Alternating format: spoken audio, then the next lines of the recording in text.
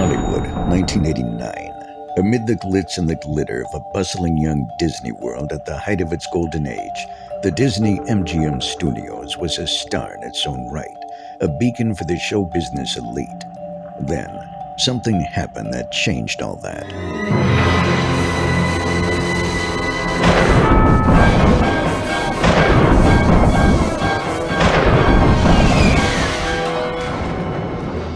The time is now to celebrate 35 years of Disney's Hollywood Studios with the largest ever in-person gathering of those who created its magic. The Imagineers who brought you the great movie ride, Muppet Vision 3D. And of course, as you may recognize, the Twilight Zone Tower of Terror will present never-before-seen stories and artwork from the Hollywood that never was, but always will be. This event is somewhat unique in that it will offer a meet and greet and autograph session, as well as 2 days of star-studded panels and presentations.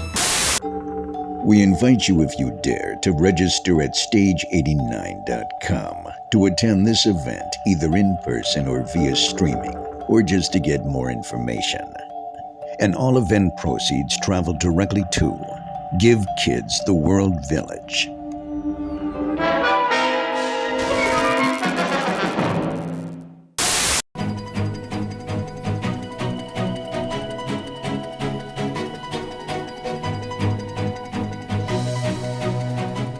This is News Today with WDW News Today. I'm Tom Corless of WDWNT.com. Please like this video, subscribe, and hit the notifications bell to make sure you never miss the latest from the Disney theme parks all around the world. Here now the news for March 8th, 2024. Disney has announced updates to their dining reservation search for Disneyland Resort and Walt Disney World Resort. DisneyWorld.com, Disneyland.com, My Disney Experience app, and the Disneyland app all now show all the available reservation time slots at a restaurant for the entire day. Reservations are sorted by breakfast, brunch, lunch, and dinner. Soon, guests will be able to search for dining availability for multiple days at a time. With one search, guests can view the available dining reservations at a restaurant for up to 10 days at a time. Disney did not announce exactly when this feature will launch. They've teased this before, though, but things are starting to roll out. Walt Disney World is asking guests in an emailed survey about their queue preference for TRON Light Cycle Run at the Magic Kingdom. The survey asks which of the following statements best describes your preference for riding an attraction such as TRON Light Cycle Run.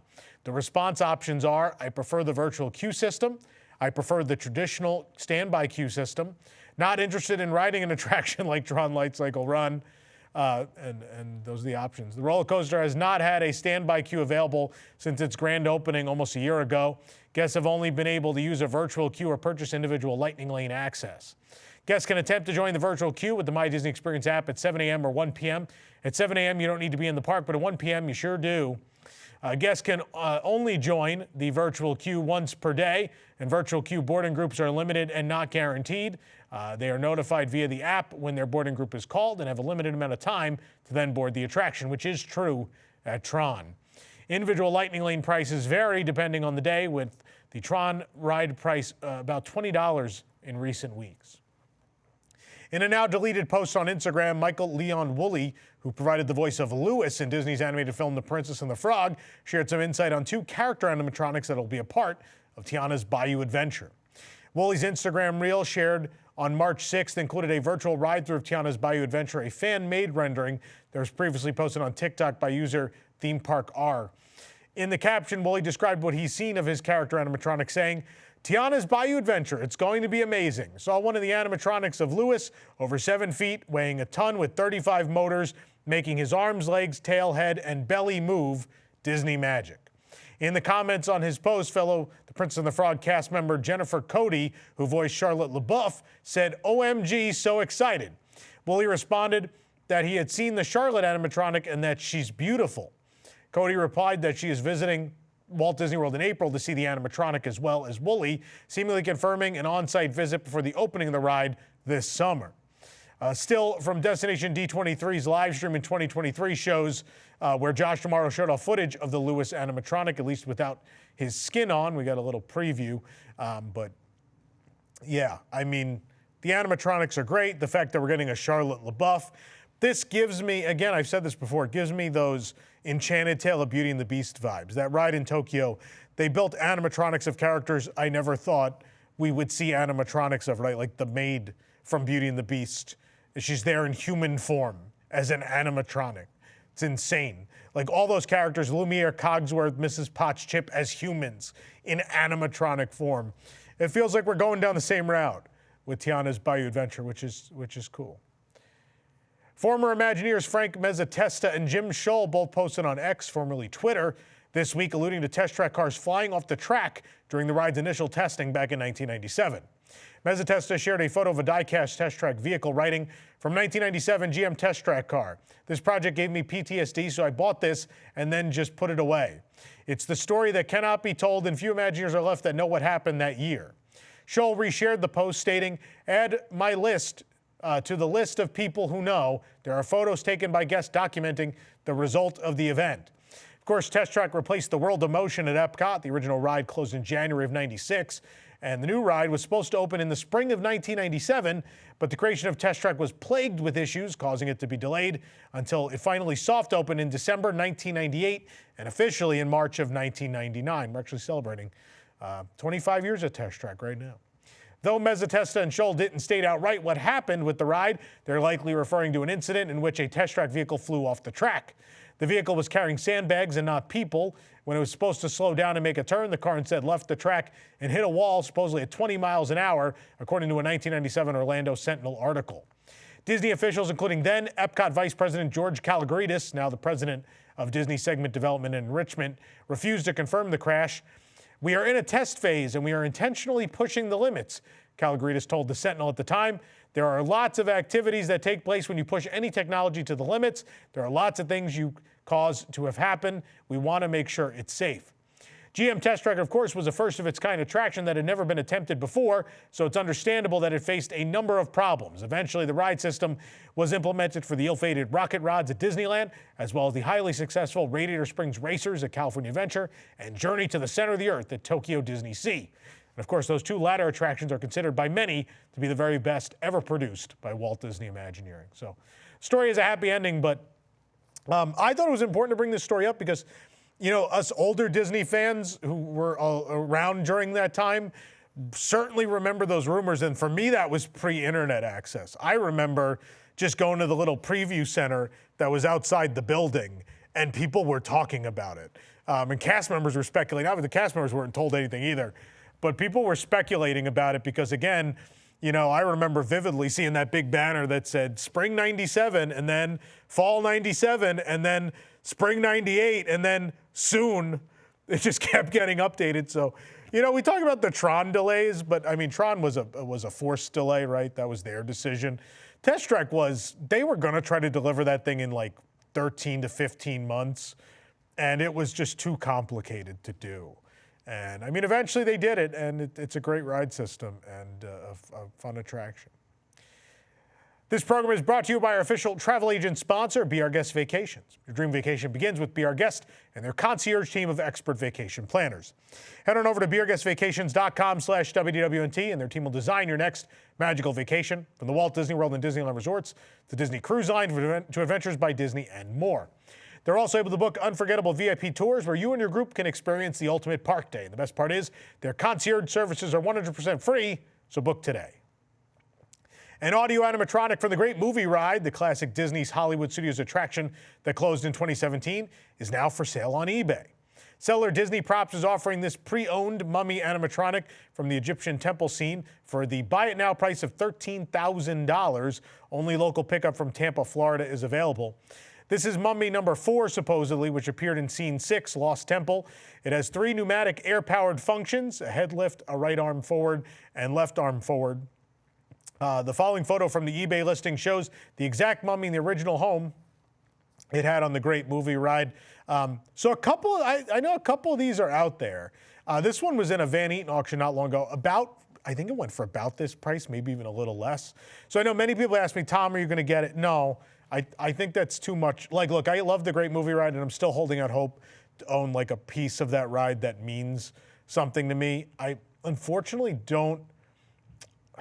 I like more cutesy stuff, I think, generally in my props. And so I don't know if I really want to own a big scary skeleton. Like, it's super cool, don't get me wrong. I also think it's a little overpriced, but I don't think it's the prop for me. Hopefully someone out there, hopefully it goes to a good home, though. Maintenance workers have filed a class action lawsuit against Disney parks alleging various labor law violations when working at Disneyland Resort hotels. Assistant maintenance engineer Charlie Torres filed the lawsuit on behalf of a class of 115 current and former workers in Orange County Superior Court on Thursday, according to The Hollywood Reporter. The suit claims Disney forced workers to pay for their own tools, did not pay the required double minimum wage and correct overtime rate, failed to provide proper rest and meal breaks, and failed to provide accurate wage statements. The suit seeks $1 million minimum in back pay. Lawyer Ron Zambrano said in a statement, Mr. Torres and so many others are told to cover the expenses of tools used on behalf of Disney, who flouts the law and refuses to pay its workers what they're due. Disney is a massive company. They know the law. Disney did not immediately respond to the Hollywood Reporter's request for comments. I want to tell you about the California Adventure Food and Wine Festival once again. Of course, now on our website, you can read all the reviews, not just the new items, but every single item at the festival you can read about now. As well, you could watch it. We have an exhaustive, very long review video where you can watch Eric and I try everything, but we also have, if you're in a rush, our top, essentially our best and worst 7 items from the festival in its own separate, easily digestible video. Check those out right here on the channel. We really appreciate it. The Redwood Creek Challenge Trail at Disney California Adventure is currently closed for refurbishment. It was open on Monday, March 4th, and closed beginning Tuesday, March 5th. Construction walls resembling a wood fence are up across the trail's entrance, and there's a door in the wall for crew members. We don't know how long the attraction will be closed. The Disneyland Resort calendar is currently available through April 17th. There are no hours listed for the Redwood Creek Challenge Trail through that date, so we do not know when the interactive play area and walkthrough will reopen. Disneyland Resort has announced a new movie night offering at the Hyperion Theater in California Adventure, including a Magic Key exclusive magnet. Special characters from select animated feature films will appear, and there will be themed photo ops at the Hyperion from March 11th through the 14th and March 18th through the 21st. Magic Key holders can pick up the magnet while supplies last. It features Mickey, Minnie, and Pluto enjoying their own movie night in a yellow gold frame. The picture can be removed from the frame if you want to frame your own photo on the fridge. The event will take place from 2 p.m. to 7 p.m. on the dates listed. The Disneyland Magic Key Instagram page shared emoji hints at the movie themes. The emojis suggest Mulan and Alice in Wonderland. Superheroes will return to the Disney Cruise Line in 2025 for another round of Marvel Day at Sea sailings. Marvel Day at Sea is wrapping up its 2024 run with sailings out of Fort Lauderdale and on the Disney Dream. The theme day is returning to the Disney Dream in 2025 for select 5-night cruises, also sailing out of Fort Lauderdale. 5-night Bahamian cruises, including Marvel Day at Sea, will stop at Nassau, Grand Cayman, and Disney Lookout Key at Lighthouse Point. Here are the dates available to book on the Disney Cruise Line website. There's January 27th to February 1st, February 10th to the 15th, February 24th to March 1st, and March 10th to the 15th.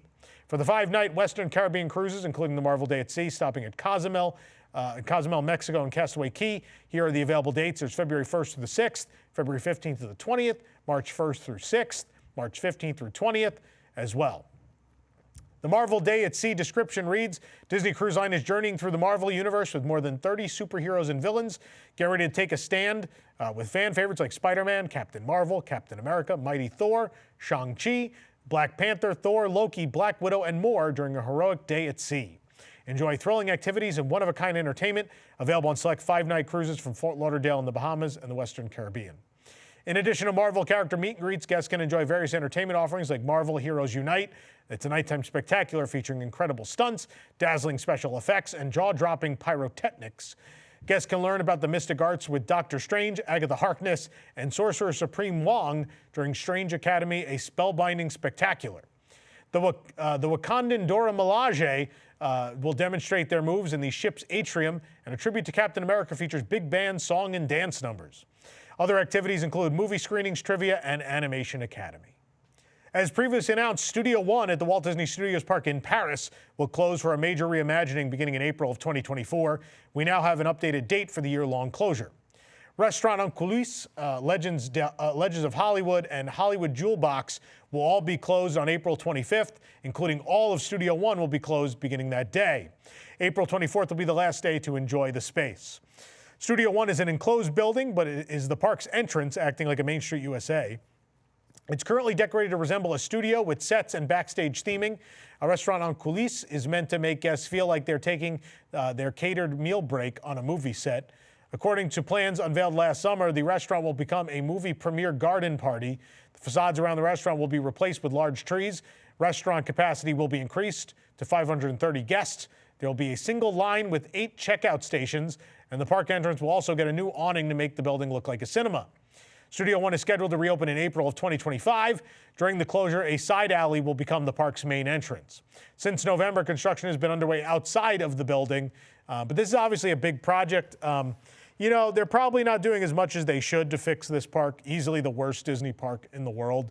And I think everyone for sure thought that Studio One, being like one of the main culprits, would just be leveled, but instead they're going to remodel it. You know, controversially, this is going to be an unpopular opinion.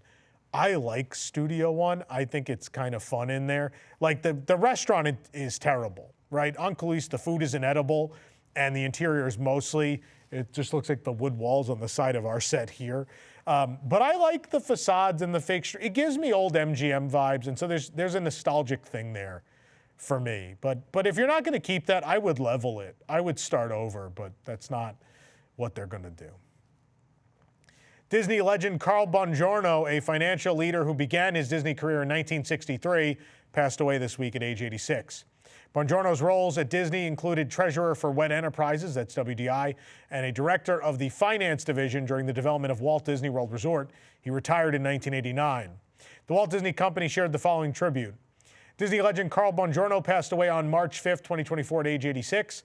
As a financial leader throughout Disney Parks history, Bongirno was at the forefront of a truly unprecedented decade of the Walt Disney Company's growth, from Epcot to Tokyo Disneyland and Disneyland Paris. We have more than 40 projects in various stages of design and construction, Bongirno told Disney News in 1987. In all, it's approximately $2 billion worth of work. Born in Pueblo, Colorado in 1937, Bongirno held multiple degrees in business and accounting and joined the Walt Disney Company as a chief accountant and controller for what was then the Disney-owned Celebrity Sports Center in Denver in 1963. Later, his first step into the world of Disney parks was a 4-year stint as a treasurer for WED Enterprises, later Walt Disney Imagineering. While serving as director of finance division, Bongirno was part of the highly secretive Project X, which would become the Walt Disney World Resort in Florida. We bought 30,000 acres without anyone knowing, Bongirno told his hometown newspaper, the Pueblo Chieftain. Our people went there under assumed names and would take indirect flights. Of course, the Walt Disney World Resort would open to the public in 1971, and just a year later, Bongirno became vice president of finance and treasurer of the resort. He was not only responsible for all financial matters, but he also had overall responsibility for all service activities, including wardrobe, warehousing, transportation, laundry, and even the Disney Telephone Company. Due to health reasons, Bongirno stepped back from business activities in September of '87, instead serving as a special advisor to Imagineering, assisting with the development of special projects until he retired in June of 1989. Bongirno and his family then returned to Pueblo, though he still frequented the park, citing Disney's Animal Kingdom theme park as one of his favorites. As a result of his decades of important service to the Walt Disney Company, Bongirno was named a Disney legend in 2007. No matter if he was in Florida or Colorado, it seemed his mind was always connected to the Disney magic. As he explained in 1987, Epcot and all Disney's attractions will always be in a state of becoming. Our Imagineers will always be discovering new frontiers. It's a process that I believe makes Imagineering the most unique design organization in the world. Bongirno was preceded in death by his wife Carolyn, parents Ann and Sam Bongirno, brothers John and Sam. He's survived by his children Cara Gribenow and Chris Bongirno, and grandchildren Ryan, Anthony, and Jordan. A service will be held at 11 a.m. on Tuesday, March 12th at the Roselawn Chapel in Pueblo, Colorado, with a reception to follow. An incredible legacy for Mr. Bongirno, and we thank him for everything he contributed to what we love so much. For the absolute latest on these stories and all that didn't make it into today's show, be sure to check WDWNT.com and follow us on all your favorite social media platforms. You can support the entire team behind the show and others by joining the WDWNT Interglobe Society at patreon.com/WDWNT. Get access to exclusive content, discounted show and event tickets, and more. Special shout out to all our WIGS members watching who make this show happen every week. For the worldwide leader in Disney Parks news, this is Tom Corless saying, enjoy the rest of your today. Have a great, big, beautiful tomorrow.